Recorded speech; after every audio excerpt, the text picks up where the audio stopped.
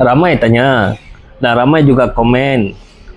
Dekat dalam ni ada satu komen. Dia kasih tahu sama kita, dia tak ada faham apa ini video. Sekarang Mamu mau cerita apa ini video bagi tahu.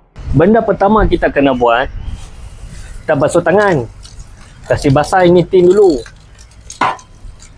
Kasih betul-betul sejuk ini tin. Tin pun sudah sejuk. Tin pun sudah cakap sama Mamu, dia pun sudah tak boleh tahan.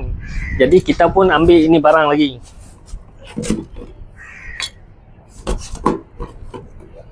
Ini untuk proses seterusnya, jom ikut Mamu. Sekarang kita pun sudah sampai. Barang pun sudah ready. Yang tadi tak fahamnya cerita, lain video tahun depan kita cerita. Cara kita nak buat cat motor colors ni memang senang saja.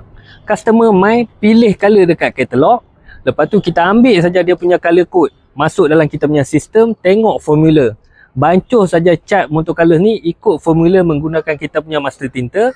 Dah siap cat tu, terus kita kacau, masukkan dalam mesin dan pump saja cat masuk ke dalam aerosol spray can.